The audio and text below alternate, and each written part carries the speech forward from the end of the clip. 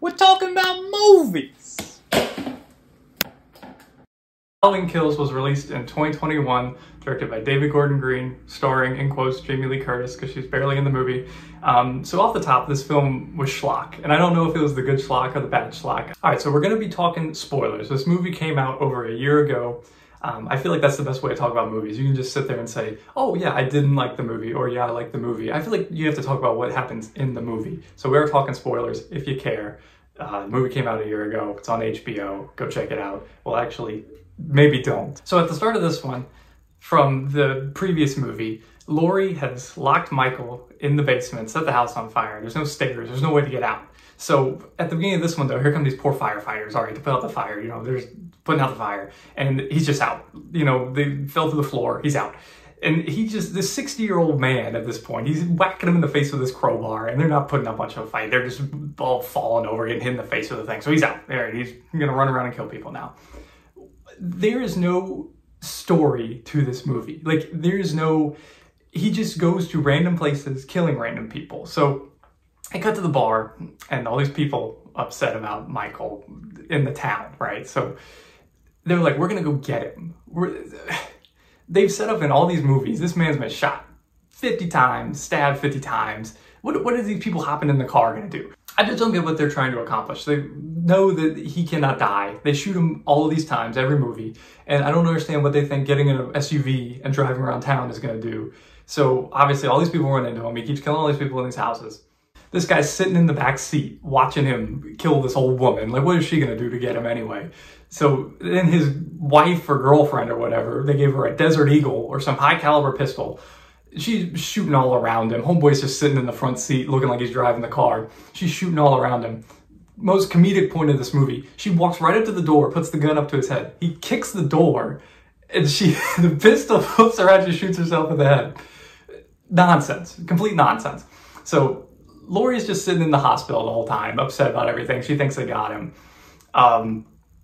The movie tries to say something about mob culture. I don't know if it's saying that mobs are good or mobs are bad, because they get this poor guy escaped from the mental asylum, and he's shuffling around like your grandpa at Golden Corral through the hospital. This whole mob is chasing after him. And he throws himself out the window because this mob is yelling, "Evil dies tonight" at him, thinking he's Michael Myers. So then this whole cop's like, he's turned us into the monsters. Like, okay, we get it. You're saying the mobs are bad, but then you also say mobs are good. You'll hear the phrase, "evil dies tonight," 1,000 times in this movie. And that's when it really started to get comedically funny. Up until the point where the mob formed, I was like, this is more of just a bad movie. When they start gathering in the hospital, just talking about, evil is gonna die tonight. And then so, like, everybody's saying it. And then this one old man cop is like, yeah, I agree. And the sheriff is like, hey, settle down there, buddy. But they try to put in this line with Laurie and the old Officer Hawkins, I think is his name.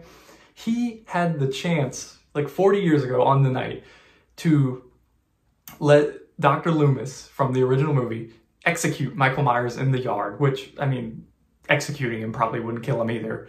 But he stopped him from executing someone in the yard. And Laurie was like, that was a good thing you did. But tonight we're going to execute him. So it's like, do you want people to be good in the face of evil, or do you want people to be evil in the face of evil to the evil? So at the end of the film, they try to set up this whole big thing where the mob finally corners him. They've caught him, quote unquote. And they do every single thing you could possibly do to this person. They shoot him like 12 times. They hit him in the head with a bat. They stab him in the back of the neck.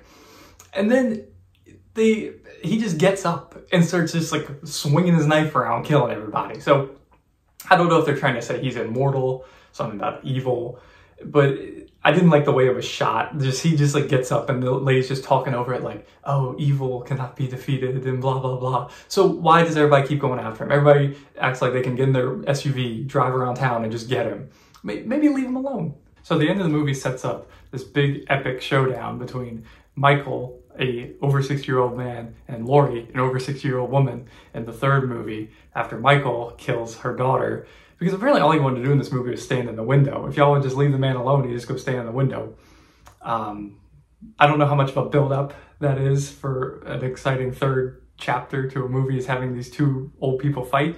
But they've set up, you cannot kill him. So you are now going to say, well, this old woman can kill him. I don't know what the point of it is. I don't know what they're trying to get at. The older movies I actually think are pretty good. Like they have like a 80s, 90s kind of schlock to them that I enjoy. This movie had a modern schlock that I found unenjoyable.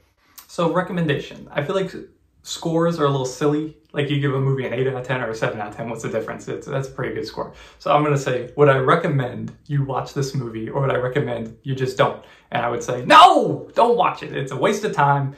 It's bad. It had no logical story whatsoever. It was just Michael walking around town, just stabbing random people, and there was no through line through any of it. So those are my thoughts on Halloween Kills. Make sure you like and subscribe to the channel for more upcoming movie reviews. Thank you guys so much for watching this video. Hope you guys have a great Halloween.